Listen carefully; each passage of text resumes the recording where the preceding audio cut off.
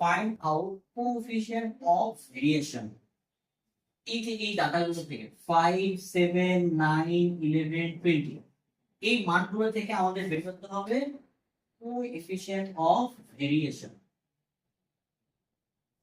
তাহলে এখন আমাদের জানতে হবে coefficient of variation সূত্রটা, সেই সূত্র অনুযায়ী আমাদের মানটা বের করতে হবে। তো আমরা এখানে লিখতে পারি we know, আমরা জানি coefficient of variation কে সংক্ষেপে লেখা যায় CV। coefficient of variation কে সংক্ষেপে লেখা যায় CV। এটার সূত্র হচ্ছে সিগমা ভাগ x বার গুণন 100, সিগমা ভাগ x বার গুণন 100। তাহলে এই সিগমার মানটা আমাদের লাগবে, x বারের মানটা আমাদের লাগবে। সিগমা এবং x বারের মানটা যদি আমি বের করতে পারি তাহলে আমার জন্য কোএফিশিয়েন্ট অফ ভেরিয়েশন নির্ণয় করাটা সহজ। তো এই সিগমা এবং x বার নির্ণয় করার জন্য আমাদের ব্যবহার করতে হবে x বার মানে আমরা বুঝি, তো সাইডে আমরা হেয়ার করে x বারের মানটা দেখাবো। x বার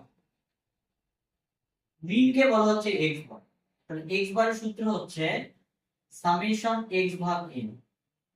তাহলে কি বোঝা যাচ্ছে, মিন বের করার জন্য x বারের মানটা মিন বের করার জন্য সামেশন x এর মান লাগবে, n এর মান লাগবে, ঠিক তো? এইভাবে যদি সামেশন x এবং n এর মান আমরা বের করতে পারি তাহলে কার মান বের হবে, x বারের মান। তাহলে আমরা কোএফিশিয়েন্ট অফ ভেরিয়েশনটা করতে পারব। এবং আমাদের এখানে আরেকটা মান বের করতে হবে, সেটা কি বের করতে হবে, সিগমা। আমি বুঝাচ্ছি এখানে কি লাগবে, সিগমা। সিগমাকে বলা হয় স্ট্যান্ডার্ড ডেভিয়েশন।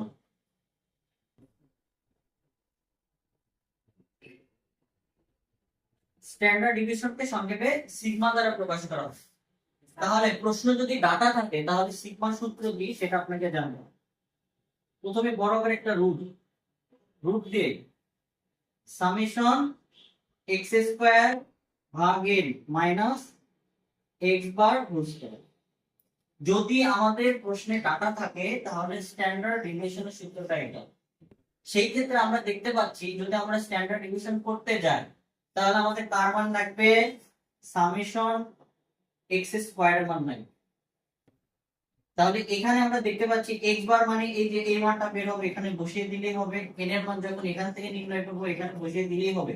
কিন্তু আমরা এখানে দেখতে পাচ্ছি সামেশন x স্কয়ার এই মানটা লাগবে। তাহলে এই অঙ্কে মূল দুইটা জিনিস লাগবে এই সূত্রটা অ্যাপ্লাই করার জন্য। আমাদের লাগবে সামেশন x এর মান, n এর মান, সামেশন x স্কয়ার এর মান, ঠিক তো? তাহলে এই মানগুলো কি আমাদের প্রশ্নে দেওয়া আছে? এই মানগুলো কিন্তু প্রশ্নে দেওয়া নেই। তার মানে কি এই মানগুলো আমাদের বের করে নিতে হবে, কার মাধ্যমে, টেবিল করতে হবে। টেবিল করার মাধ্যমে এটা আমরা করতে পারবো, ঠিক আছে? তো এই জন্য আমরা এখন একটা টেবিলে চলে যাচ্ছি। লেখেন ক্যালকুলেশন ফর টেবিল। আমরা একটা টেবিলে চলে যাচ্ছি, ক্যালকুলেশন ফর টেবিল। টেবিলের মাধ্যমে আমরা এই summation x n summation x square এর মানটা বের করব।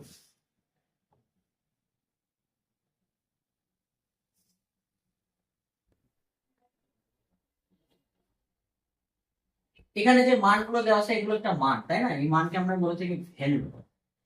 ভ্যালুকে x দ্বারা প্রকাশ করা হয় আর এখানে আমরা লিখব x স্কয়ার।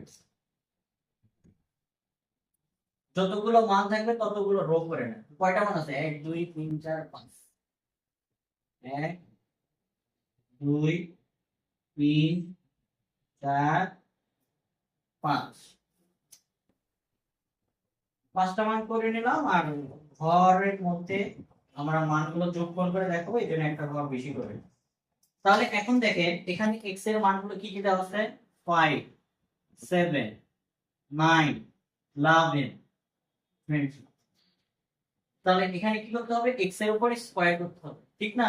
তাহলে 5 এর উপর স্কয়ার করলে কত হয়, 25 49 81। 11 এর উপর স্কয়ার করলে 121। 20 এর উপর স্কয়ার করলে 400। তাহলে আমরা এখানে লিখতে পারি যে এখানে যে সামেশন এক্স মানে এগুলোর যোগফল 5 আর সাথে কত 12, 12 আর 9 কত 31, 12 আর 9 কত 21, 20, 30, 30 আর 20 কত 50, এর মান হচ্ছে 50, সামেশন এক্স এর মান 50। তাহলে এখানে যোগ করব আমরা সামেশন এক্স স্কয়ার এর মান। এগুলো যোগ করে তো কত হয়, এখানে যতগুলো সংখ্যা n এর মান কত হবে, n এর মান হবে 5। যোগ করে দেখলে কত হয় এক্স স্কয়ার এর মান। এই টেবিলটা করতে পারলে আমরা সূত্রের মানটা বসাবো, অ্যাপ্লাই করব, হয়ে যাবে।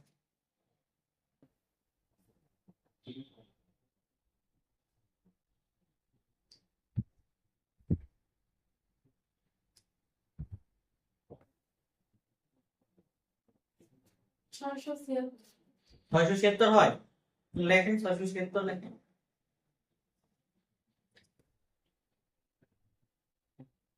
676, তা আমাদের মান রাখতো কি সামেশন এক্স, আমরা কি সামেশন এক্স এর মান পেয়েছি, আমাদের মান রাখতো কি n এর মান। n এর মান কিভাবে লিখলাম, ডাটা যতগুলো থাকবে ততগুলো কাউন্ট করে লিখব, 1 2 3 4 5, 5 সামেশন এক্স স্কয়ার মান রাখতে, যে এখানে সামেশন এক্স স্কয়ার মান আমরা পেয়ে গেছি।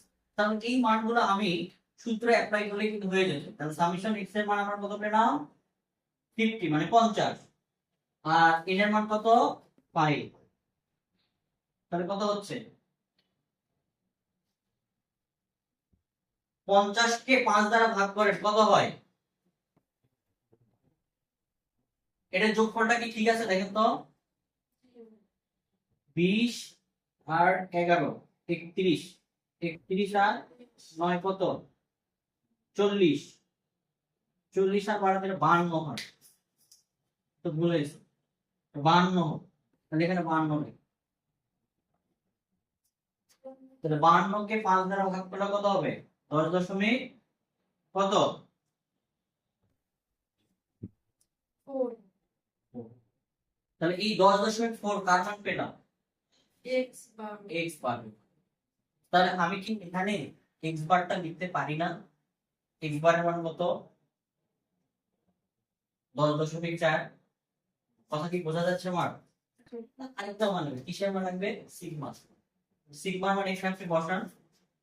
তাহলে আমরা এখানে লিখতে পারি রুট ওভার দেন সামেশন এক্স স্কয়ার মান কত 676, ঠিক তো, ভাগ দেন n এর মান কত আমরা পেলাম 5, মাইনাস এক্স বারের মান কত, এই যে এক্স বারের 10.4, তারপর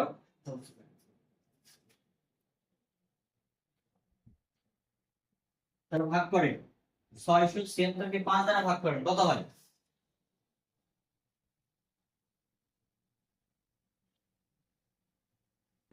135.2 102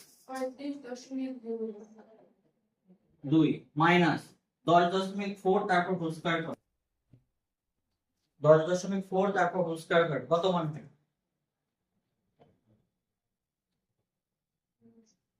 করেন 10.4 তারপর হোল স্কয়ার কত মান হয়,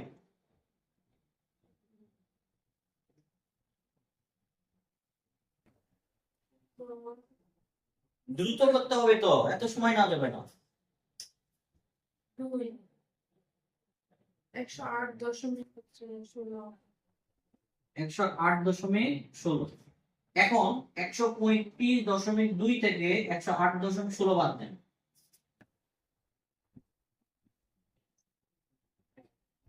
দ্রুত দ্রুত করেন 135.2 থেকে 108.16 বাদ দেন, 27.04, এই 27.04 এর উপর রুট করে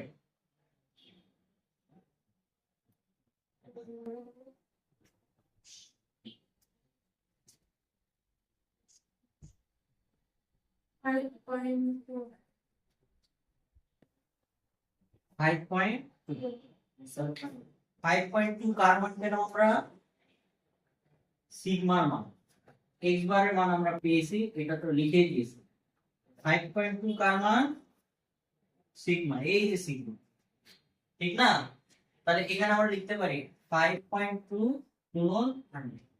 তাহলে 5.2 ভাগ 10.4 ভাগ করার পর 100 দ্বারা গুণ করেন। 5.2 ভাগ 10.4 করেন, দ্রুত করেন।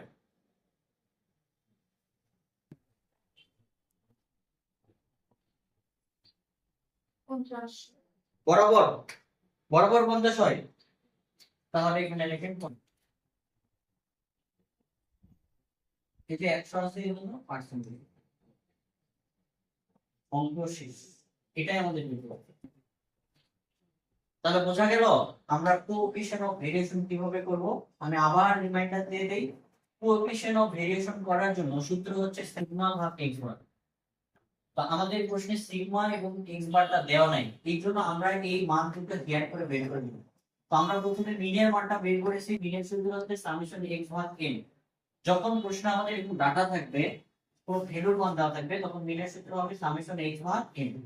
এইভাবে করার পরে আমরা সামেশন এক্স এর মান জানতে হতো, এন এর মান জানতে হতো, এই জন্য আমরা টেবিলে চলে গেছি। এই ডাটাগুলো থেকে টেবিল করে নিয়ে সামেশন এক্স এর মান করে নিয়েছি সামেশন এক্স স্কয়ার কেন করলাম?